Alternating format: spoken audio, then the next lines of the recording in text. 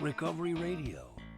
Live from the heart of the downtown east side, it's Talk Recovery Radio with Giuseppe Ganci and Darren Gaylor on Vancouver's Co-op Radio, CFRO 100.5 FM. From the streets to the studio, bringing you addiction recovery stories from real people with lived experience and real experts on today's issues. Tune in live every Thursday, noon to 1. Powered by New West Recovery. Real people, real issues, real life. Talk Recovery Radio. Good afternoon, everybody. Welcome to Talk Recovery Radio. You're listening to us live here on Facebook Live. And here I am with my co-host, Mr. Darren Gaylor. Hey, Darren. So good to be back. So good to be back. Yeah, we had a couple of weeks off there, which was nice as well, but it wasn't a holiday for me. You had important work to do, my friend. Yeah, we've had quite the busy time. We had the largest recovery conference I think that I've ever been to anyway. So that was pretty amazing. It was called the Recovery Capital Conference. It was hosted in Calgary, Alberta this year. It's the 5th anniversary of it. So you know what, Darren, it was pretty cool. I love it. And you know what, like even the same as coming up on the 10th year anniversary of Recovery Day. Yep. Of Recovery Day.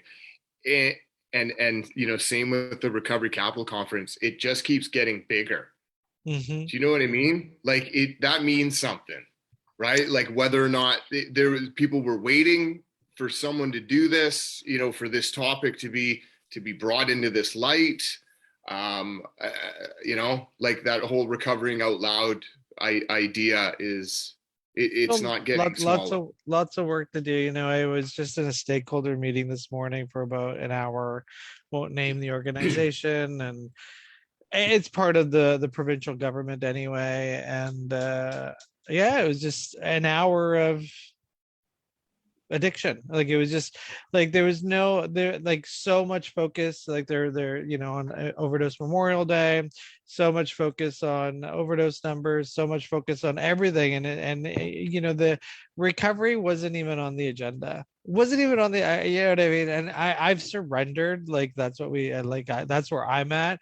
You know, I used to be part of these meetings and kind of like, you know what, you know, Recovery Day. Yeah, I introduced myself as chair of Recovery Day. I introduced myself for where I work last door, and like it's just nowhere even on the agenda. Nowhere. You know what I mean? And it's kind of insulting. I'm just like, you know, overdose Memorial Day, yes, it's very important, but why is Recovery Day not on your agenda? Like, I don't understand.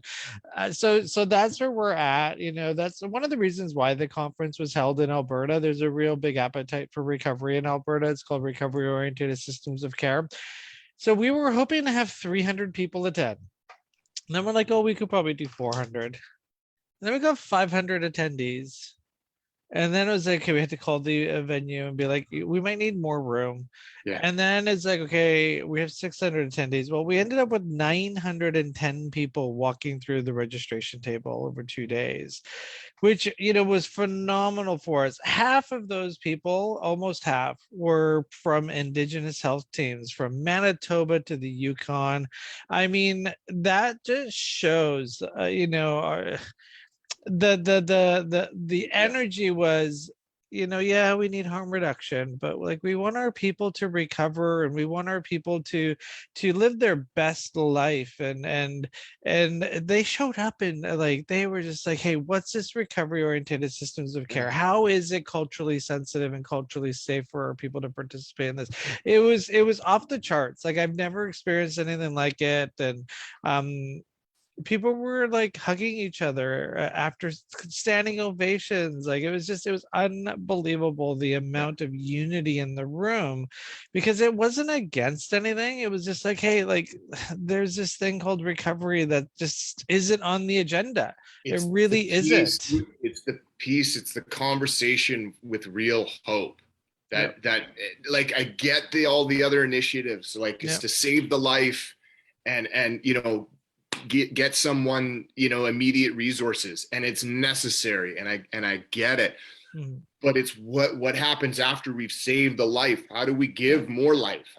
And where's the hope in getting to somewhere else beyond just a cycle through a pharmacy door, and stakeholder meeting this morning, 20 people from different agencies and some people from government, and the only thing on the agenda was decriminalization, safe supply, overdose awareness day, period, like full stop. That's the only thing that was on the agenda. It's almost like I've given up. I'm just like, you know what I mean? Because then I end up being the guy, and that's, what about this and what about that? And then everyone's like harm reduction. And I mean, it's ridiculous that it's ridiculous. Like, I don't even know what other word to use. It's like, really, how many times have we brought up the fact that recovery is never on the agenda, and guess what, it's still not on the agenda. It's absolutely mind-boggling. So we got a lot, there was lots of hugs and lots of accolades and lots of congratulations on an amazing conference. There's a lot of that. And then there was the haters, especially on Twitter, and a couple on Facebook, saying that our conference isn't, not inclusive. I'm like, we had psychedelic sessions on psychedelic medication. We had sessions on rapid opioid detox, the VOPD program, which is virtual opioid medications given to you within like 10 minutes. I don't even know how people, they see the word recovery and they just get this tunnel vision. I'm going to complain about this, and they completely ignored everything else that was going on in the room, and they weren't even there. But they saw the word recovery in the title of the conference. It's just like, I'm going to attack this conference. And it's a lot of it had to do with the Alberta model, which is a recovery oriented system of care. And you know what, at least somebody's talking about recovery oriented systems of care. And I was happy to be there. And you know what, there's a reason why it's not in BC. We lost funding in BC for a recovery campaign for where I work, and it used to have a bigger budget, and we just don't have that budget anymore. Our funding got cut, and so we had to cancel the Recovery Capital Conference in BC. And the reality is people don't want to. I mean, there's a harm reduction conference happening. It's like $700 a registration ticket. No one complains about that. But people, we can't charge that, because that's the business side of addiction treatment. You got to reduce the economic harm and provide an economically viable ticket. I mean, because it's not a money-making thing, man. It's like, I mean, I actually got mad at one of my commenters on social media. I'm like, hey, why don't you organize your own conference? You know what I mean? But you won't, because there's no money in it, and it's a lot of work. Like, I worked from 7 a.m. to midnight probably for 3 weeks, and there's no big paycheck at the end of that, other than maybe some new guy's going to walk into a healthcare provider that actually knows what recovery oriented systems of care is. And it's not a 12-step meeting, it's bigger than that. And so anyway, we're just going to keep doing what we're doing. But these stakeholder meetings, I kind of tuned out. I'm like, I'm done. The fact that they're even pushing decriminalization in the stakeholder meeting was the insult, because when we asked them to help push a mandate for Recovery Month, it was like silence. Nobody even signed the petition in this stakeholder meeting, but now they're asking us to write these letters to our city hall and all this letter campaign for this bill that's coming out. I'm just like, is this a political organization, or like, is this, healthcare? I don't understand what it is. So anyway, when it was Recovery Month, it was about politics, but when it's about decrim, it's not about politics. It's a really screwed up world.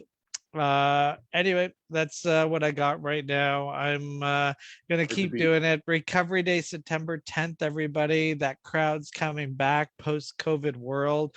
Looking for vendors, sponsors, all that kind of stuff. So if you want to be part of, go to recoverydaybc.ca, and you can fill out a volunteer sheet or a sponsor sheet and all that kind of stuff. I heard it might be the biggest yet. It's we come up with the entertainment lineup, gets announced pretty soon. It's going to be an amazing event. We're looking forward to it, and going to be a lot of work, but we're going to do it. And it's about all pathways to recovery, and let's celebrate overcoming addiction. Yeah, just before we get on to our first guest here, I just want to throw this out there. May 7th, National Child and Youth Mental Health Day. I was given a resource, through our school, and Family Smart. It's a local thing here in Vancouver, but I guess it's all online events, so wherever you are. But there's, like May 3rd, building connection with our kids when it feels impossible. May 4th, the ABCs of substance use and connecting with our kids. Like I'm going to check these out. That's it. www.familysmart.ca/events. Check it out. Get some good information there. Awesome, Darren. Thanks for that. Well, you're listening to Talk Recovery Radio. We come to you live every Thursday, noon to 1. Sometimes we take a break, which we did for a couple of weeks there. And powered by New West Recovery, Last Door, Westminster House, your recovery community. And also special thanks to Vancouver Co-op Radio for giving us an hour of airtime to talk about addiction recovery issues. And always love listening and interviewing guests from around the world lately.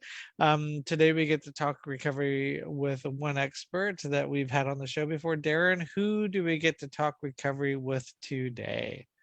Yes, absolutely. We're excited to have back Darlene Lancer, the author of Dating, Loving, and Leaving a Narcissist, Essential Tools for Improving or Leaving Narcissistic and Abusive Relationships. Big title, heavy topic. Also, Darlene wrote Codependency for Dummies, Conquering Shame and Codependency, 8 Steps to Freeing the True You. Licensed marriage and family therapist, professional on codependency, an emotional intuitive.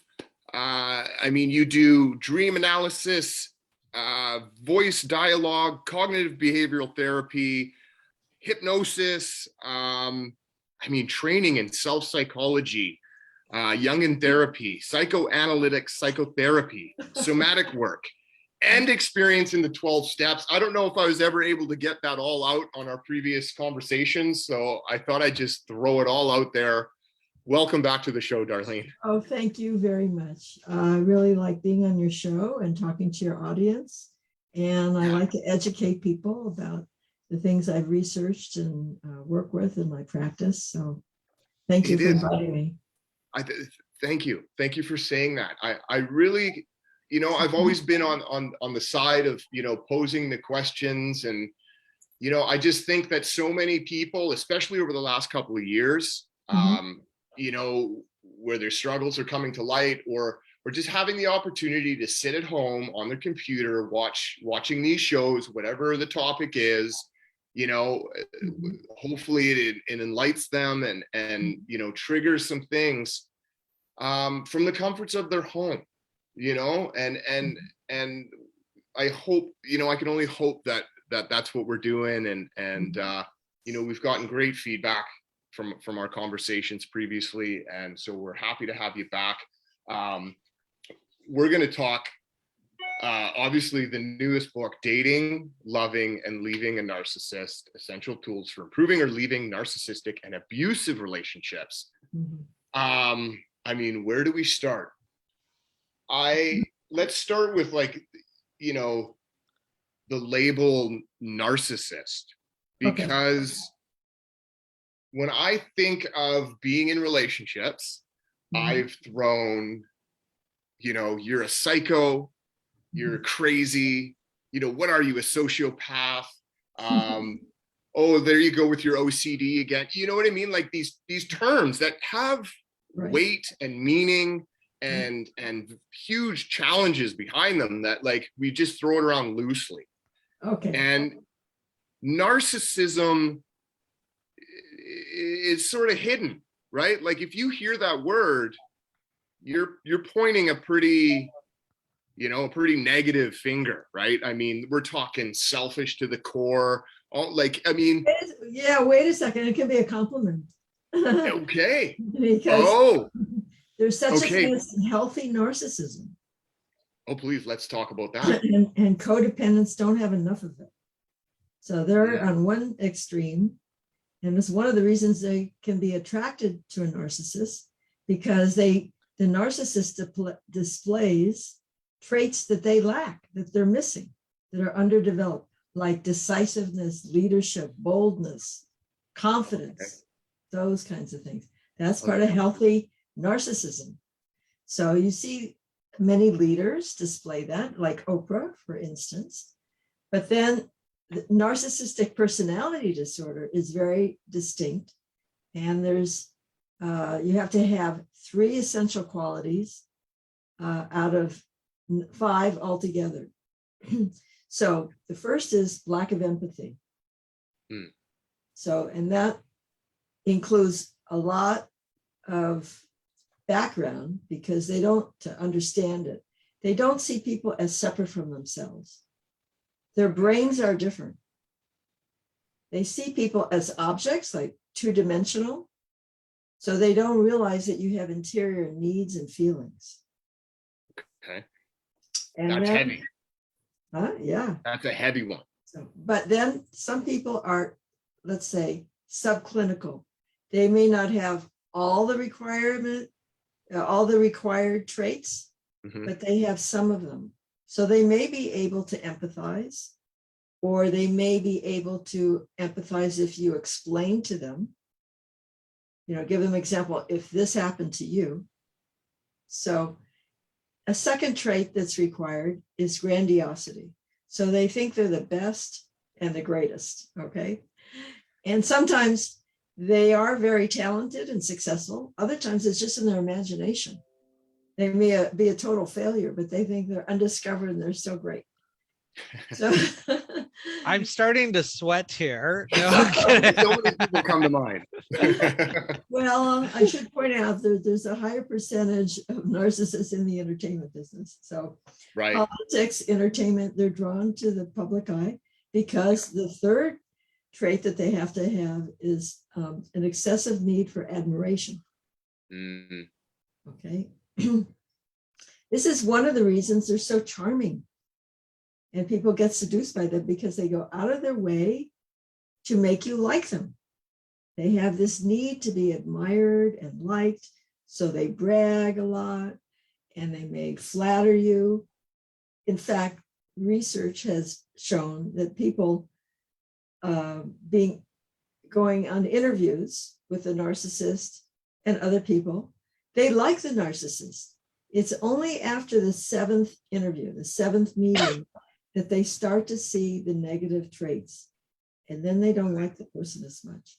So it's very easy to fall for someone, especially if you're being love bombed, where you're just being romanced and made a lot of false promises. Well, you don't know they're false in the beginning. So, okay, so those are the 3: grandiosity, excessive need for admiration, lack of empathy. Then you just need 2 more to qualify for NPD, narcissistic personality disorder. So it might be excessive envy of other people, or thinking that people are envying you. Okay, that's one. That's another E. Or a sense of entitlement. I'm above other people. I don't have to follow the rules. I can break the law. I deserve special treatment. I don't have to wait in line. I don't have to buy a ticket, all these things. So they think that they're special. And another E, to help you remember, is exploitativeness. So again, because they don't have empathy, they may use people and exploit you for their own ends. And then another trait would be they want to associate with high status people or high status institutions. This goes along with wanting to be the best and thinking they're the greatest, and they want to be around other successful, famous, or rich people, whatever they think is high status in their mind. So another quality might be, very often, is arrogance, along with thinking they're the best, and they're not only the best, they're better than other people. They may have a lot of disdain for someone of a lower class or a different race, or just, anyone, actually. So how when I started my recovery journey, I had no idea what self-centeredness was. I didn't know the literature I read, which is in NA, self-centeredness is the core of our disease. I really honestly, and I was in my 30s, no idea that was, one of my issues. So if I'm a narcissist, does a narcissist know they're a narcissist, or are they in denial you're a narcissist? Do you get this aha moment when you're recovered? So I guess the first part is, does a narcissist know they're a narcissist? And then what's the recovery journey for a narcissist? And then we'll get into the book on how to leave a narcissist and how to get out of a relationship. So let's talk about the actual narcissist first. Do they know? Well, in a rare case, they might, but they have a lot of defenses, and that's what makes them difficult. And denial, like with addiction, denial is their primary defense, not only about their own traits, because they will make everybody else wrong. Mostly they don't go to therapy because they think the problem is outside of themselves. It's someone else's fault. And if you confront them, they will turn the tables and blame you. That's one of their defenses, is blaming and shifting responsibility. Most all their defenses is to avoid responsibility. So that's the first thing. You never want to tell a narcissist you're a narcissist. You're only going to get attacked. So, and they see relationships as business transactions. Not an I-thou emotional connection. It's like when you mention selfishness, it's like, can I get my needs met at the lowest price? What's the least effort I have to make to get what I want? So in a relationship like that, you need to shift the power so you get your needs met too. So you have to raise the cost for them to get what they want. So selfishness alone, though, it's not even in the diagnostic code. Yeah, that's like a self-preservation thing. Like that's a healthy trait that, obviously if we are in balance with it, that we take care of ourselves, we look after ourselves. We put ourselves first in situations. Well, whereas self-love, that's self-love. Yeah.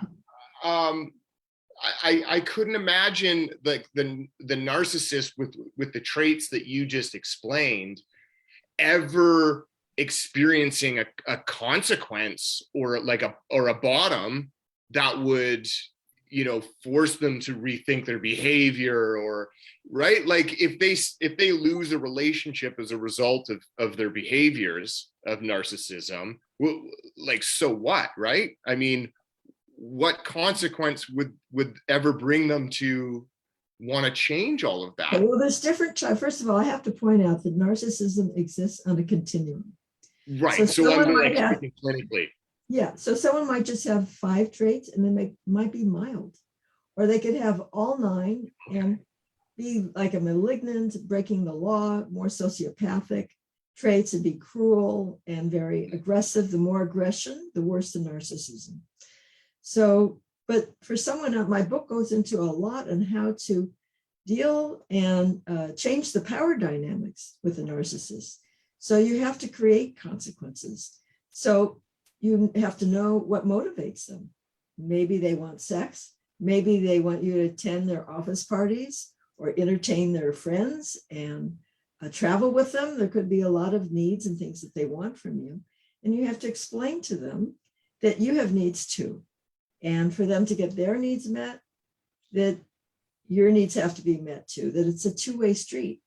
And right. Usually, although some narcissists like to play the field, and dating and romance and relationships are just a game for them. Right. It's like the chase is what they're after.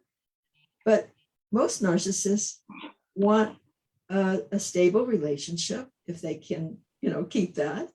And many want to have married and children, have someone take care of their home, their family, while they go off and, be successful and do their thing.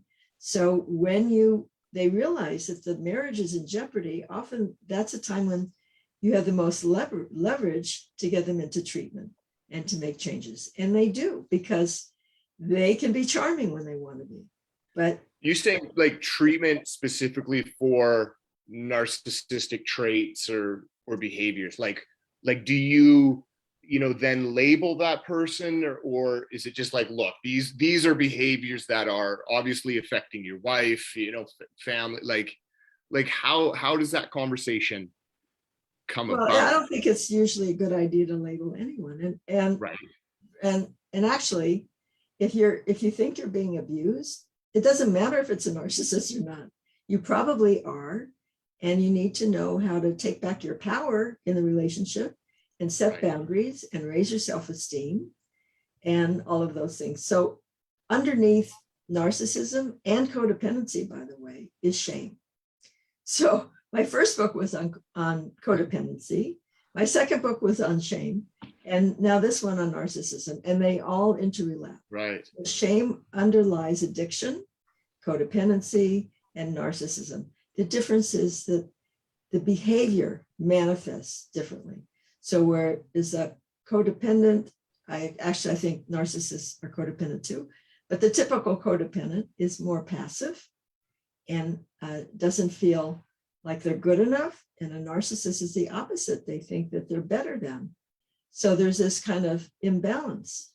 And they, underneath their shame, but like a bully, they will put you down so they can raise themselves up.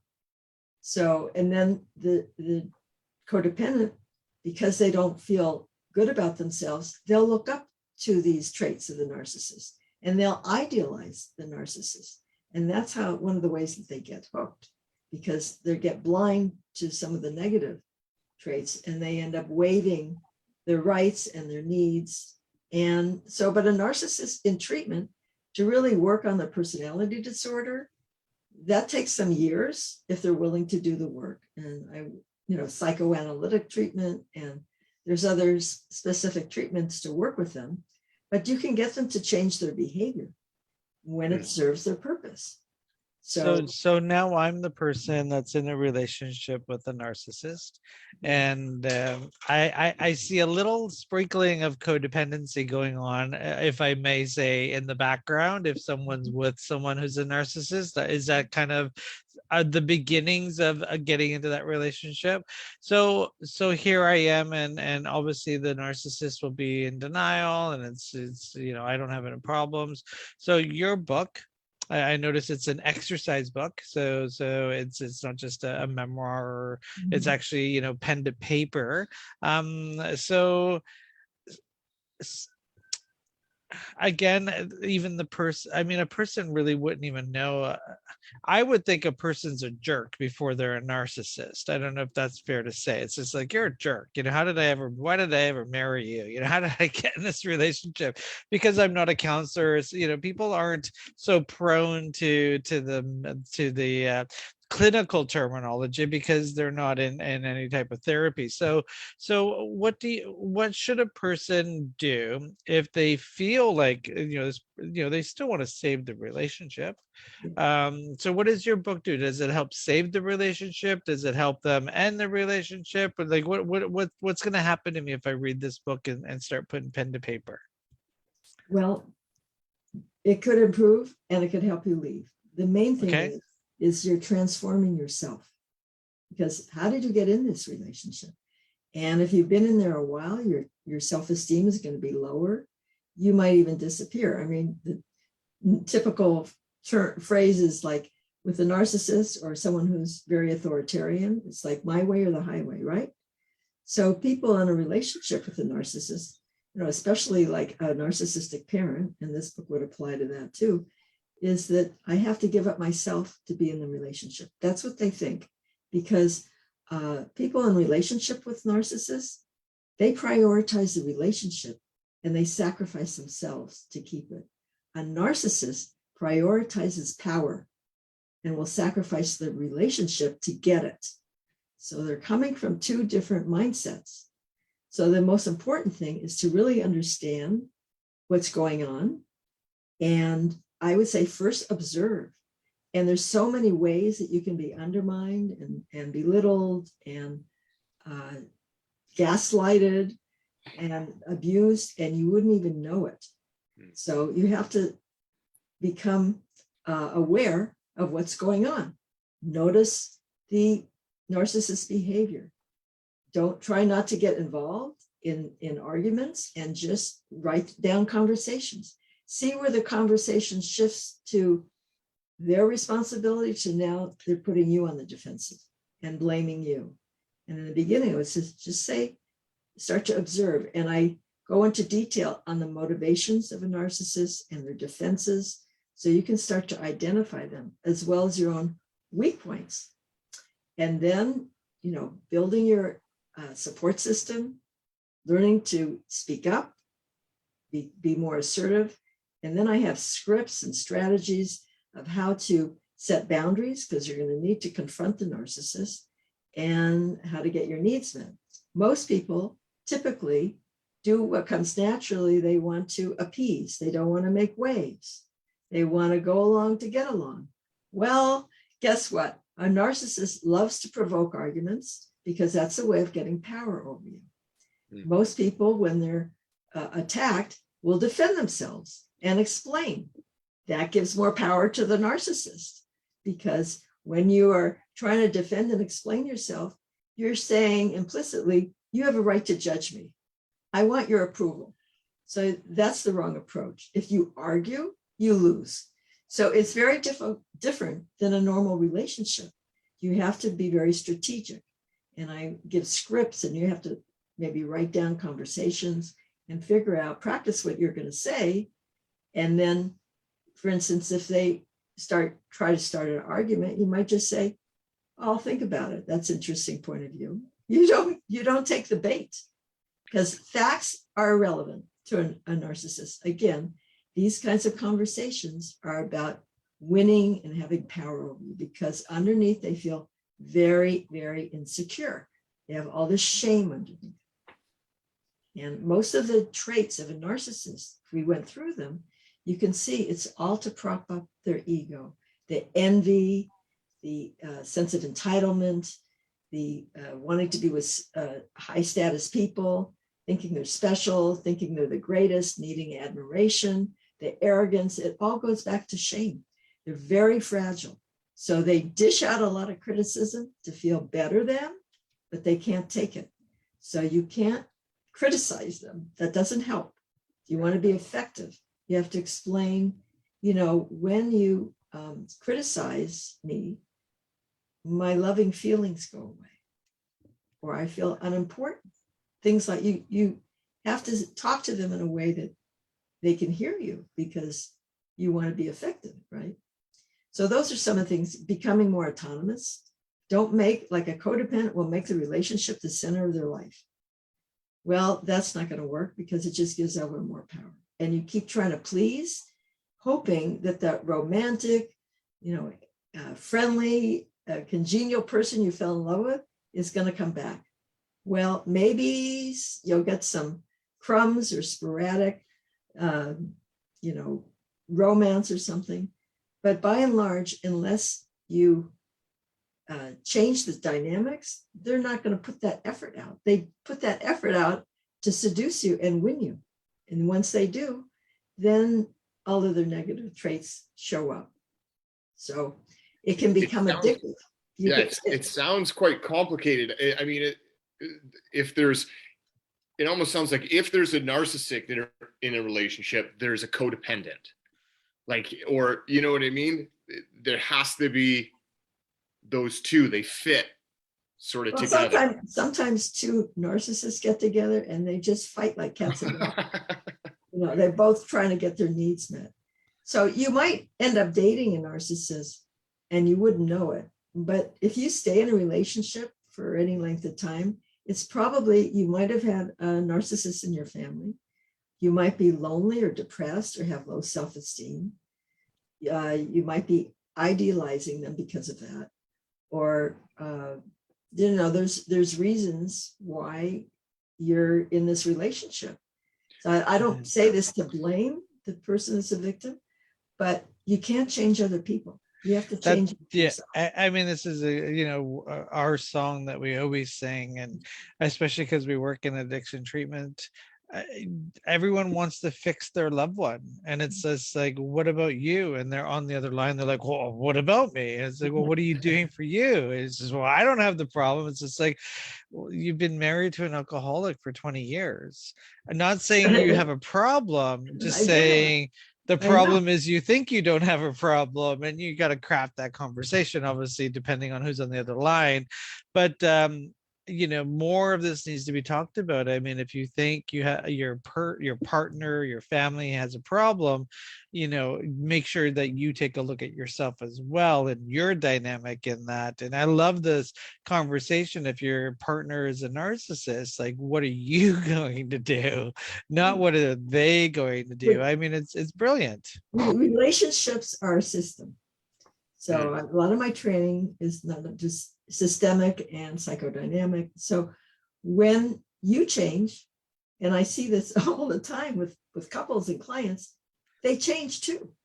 They're going to push back. So that's one of the reasons you need support. I recommend people go to 12-step meetings or therapy or get a coach, because you're naturally going to want to fall back in your own old behavior.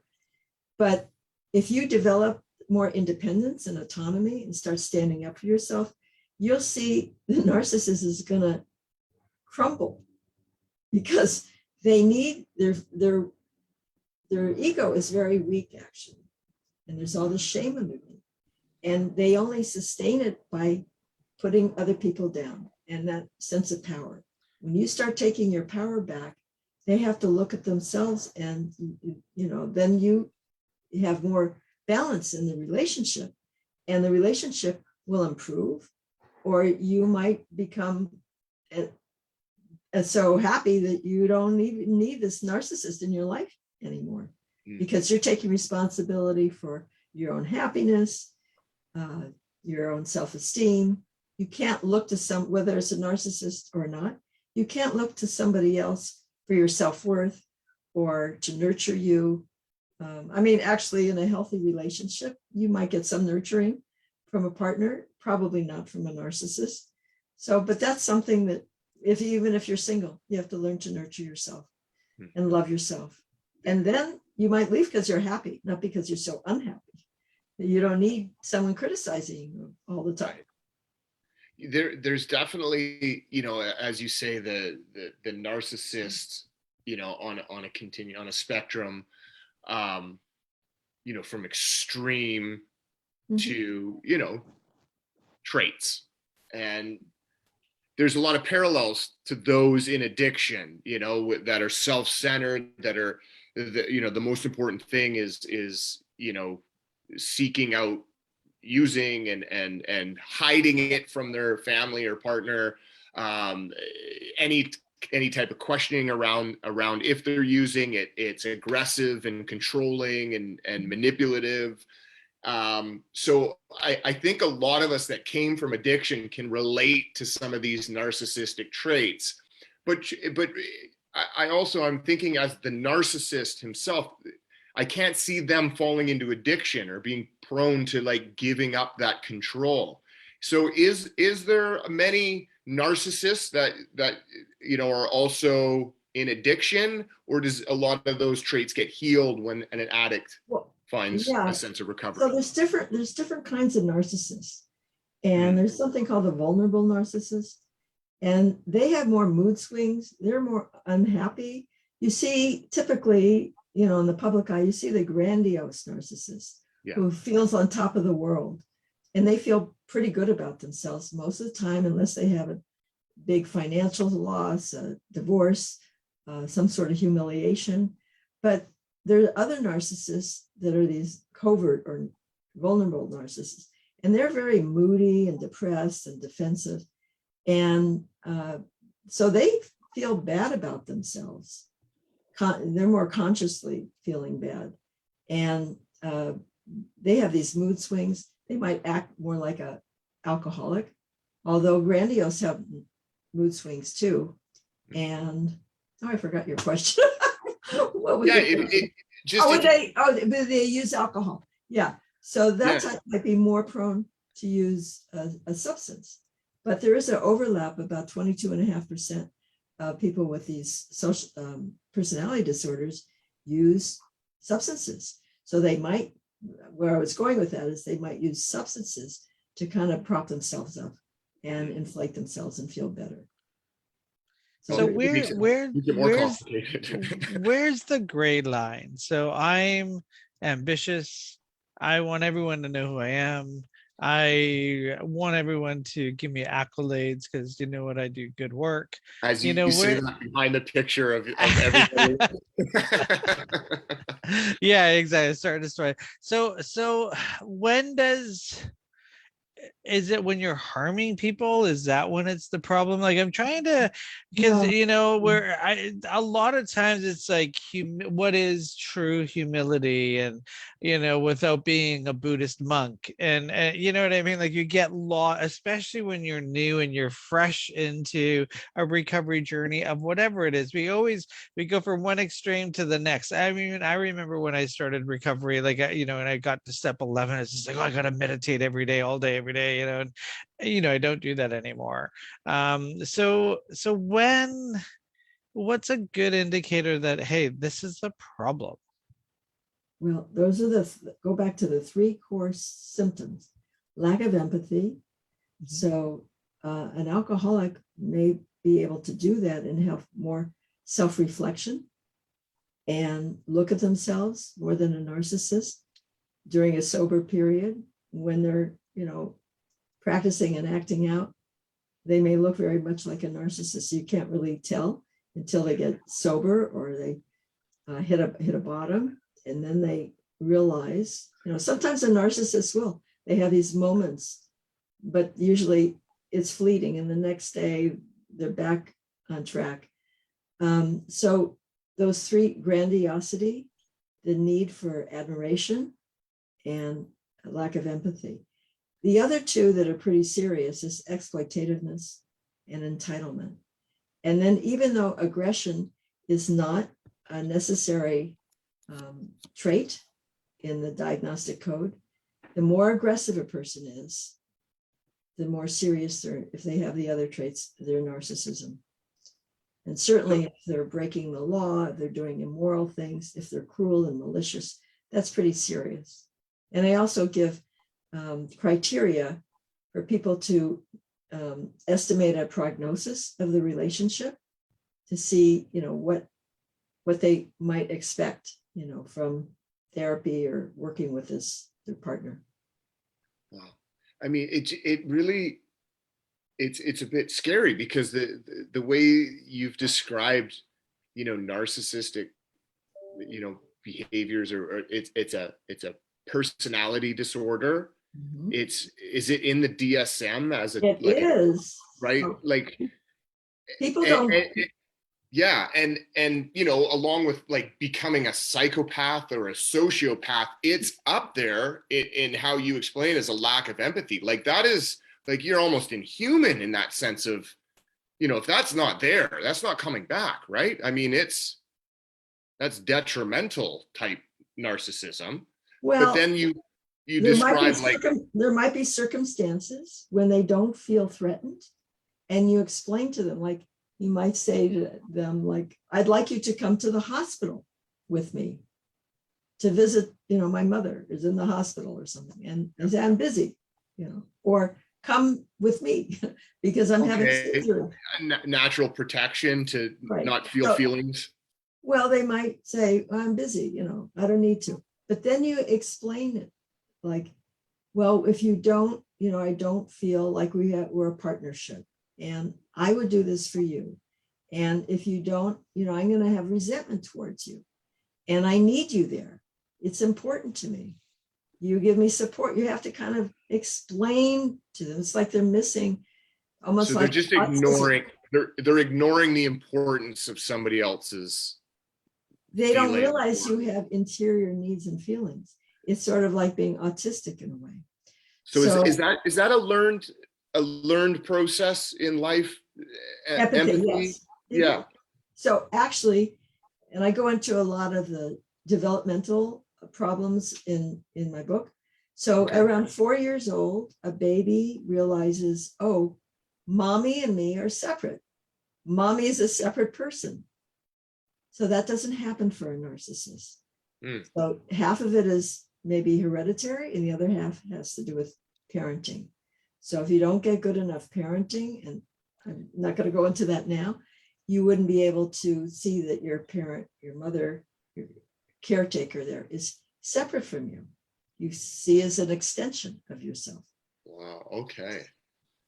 Right. Which is, it's difficult for some of the most healthiest parents to accept that, right? That's when they don't need you to sleep in bed anymore. That's when they don't need your help with their shoes anymore. And there's like a lot of parents that you don't want to lose that, I guess, deny that healthy process of needing independence and requiring that separation. Right. Like that, I guess the helicopter parenting, so to speak, where they're never out of sight to get a bruise or a skin knee, over the years and years and years. Right. That's, an important process of, well, it starts even development. before that, in infancy and when you're old. If the mother is there and she's meeting your needs, then you can feel good about yourself. And you can be able to separate them. But if you're insecure about mother's moods or whether she'll even be there, then you're always insecure. And then you have to adapt to her. So that happens to codependents too. So right. So it's complicated. if somebody in your life needs help, definitely always make sure that you're helping yourself too, so you can handle whatever changes or known changes happen with the individual. You're listening to Talk Recovery Radio, live on Thursdays, 100.5 FM. Special shout out to Vancouver Co-op Radio. And we're talking to Darlene here, Darlene Lancer, and her book, called Dating, Loving, and Leaving a Narcissist. I think you have a copy of the book right there. You want to can you hang it in the camera so we can see it? Yeah, let's take a look. So where can we, do you have a website with lots of books and lots of information? Yeah, it's whatiscodependency.com. It's kind of Okay. a blur. No, we can see it. I can see my it. name. Yeah. Yeah. Google the name too, Darlene Lancer. A ton And of resources on the website. From all free talks and your seminars and blogs that you've written. And so much information on two, if we really just look at the narcissist and the codependent, those two things that require that individual to just self-reflect and like Giuseppe was saying, do some writing, by yourself. You don't have to be viewed in front of the world with this, admission or acceptance of this trait. And then you can get the therapy, and then the articles and this conversation can be hopeful and have some solutions to, what may feel like a big problem. Right. So yeah, there's always hope for change. And I've been on a path of recovery for decades. So when you're in an abusive relationship, whatever it is, or if you're an addict, from my perspective, you're out of alignment with your soul. So it's not just the other person's problem. It's like you have to get back on track and connected to your soul path. Your soul does not want you to be abused, does not want you to be doing something that is demeaning to you, to be in conflict all the time. So that's your responsibility to find out how to change that, how to get back on track to, experience your fullest potential. Right. I love that. You're right. It is it's your responsibility to take care of yourself, not to take care of everyone else. Perfect. Well, thank you for being on our show, Darlene. It's been wonderful to have you. Just scrolling your website right now for all of our viewers to see. As you can see, what is codependency.com? Lots of information. I kind of got a glimpse of the spot, the Narcissist quit kit or whatever that is. That's awesome. I'll take a look at that. And obviously your book, Codependency for Dummies. I think everyone should read that. So really appreciate you being on the show. I have to do a quick sneeze here. I'm sorry. Just give me 1 moment. God bless you. Let's wait for this moment. Oh, come on. Yeah, I got it. There we go. I got it. Yeah. There you go. Got it. There's lots of pollen out in the air. So yeah, thanks for being on our show. If you love what you're listening to or watching on YouTube, you can also, Darlene Lancer has her YouTube channel as well. Click subscribe, like, share, and visit the website. It's in our link to the blog here as well for the show. Thanks for being on our show, and we'll see you soon. And best of luck with everything. Thank you very much. Awesome. Thank you so much, Darlene. We'll see you soon. Take care. Bye-bye. Again, you're listening to Talk Recovery Radio. We are coming to you live every Thursday at noon to 1, and we may be changing our time soon. So be prepared for that. We are possibly moving back into the studio in about 2 weeks, and we want to keep this Zoom live thing going. So to do that, we're probably going to have to lose about 15 minutes of our show because we need to set it up before the show, and there's another show before us. So we'll get that to you. So you may be seeing our new show start time is going to be 12:15 to 1 o'clock. So looking forward to that, Darren. We got a couple of chats before that actually happens, but check us out. And if you like what you're listening, go to our website, talkrecoveryradio.com. You can listen to all our past shows. Got a couple of dates for everyone to save the date. So we're doing our Family Day event, which is going to be June. I jumped the gun on that. I thought I had June 11th is Family Day. So please come on out and check out Family Day, which is going to take place. Go to our Facebook page. You'll see the dates. We've got exciting news about Pride. Pride is happening. So on May the 9th, we're having a committee meeting. So if you want to be part of the Clean, Sober, Proud Planning Committee, come to Holy Trinity Church in New West at 6 p.m. on May the 9th. And we're going to be talking about what's going on. But some of the signature events is obviously the annual parade float has come back as Vancouver Pride Parade's back. So that's going to happen on July 31st. And then on July 31st, we're also going to have a Clean, Sober, Proud Sober Zone during Vancouver Pride. So that's going to be at night on Sunday, July 31st. So you'll be part of that. And then we're actually going to be moving Intoxicated to New West Pride, which is taking place on August 13th. It's a Saturday. So stay tuned. Posters and everything's coming out. But if you want to be part of the planning committee, come to Holy Trinity Church on May 9th. It's an in-person planning committee meeting. We may do hybrid, but I don't know yet. We'll get back to you on that. So excited, things are happening again, and we're getting back into some of our Recovery Out Loud events. And I mean, some of us are pretty excited that we're, back into the calendar for events and, things that had been shut down without, knowing when we're going to be able to do it again. Like there was some concern there of when are we going to be able to meet up and do these things? I'd feel good about it.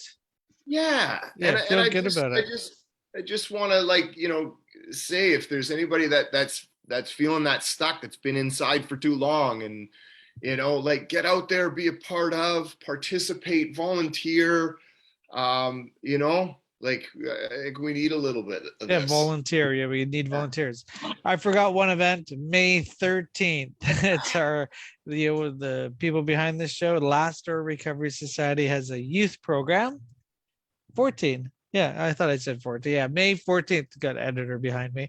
May 14th is the youth program's 25th anniversary, 25 years of helping kids 13 to 18 years of age recover from addiction. So come on out, and tickets are $25, and you go to our Facebook page to learn more about that. So see you at the youth program anniversary.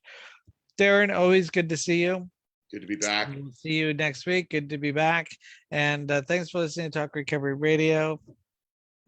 Have a good day, everybody. See you next Thursday. Bye, Darren. Take care, everybody.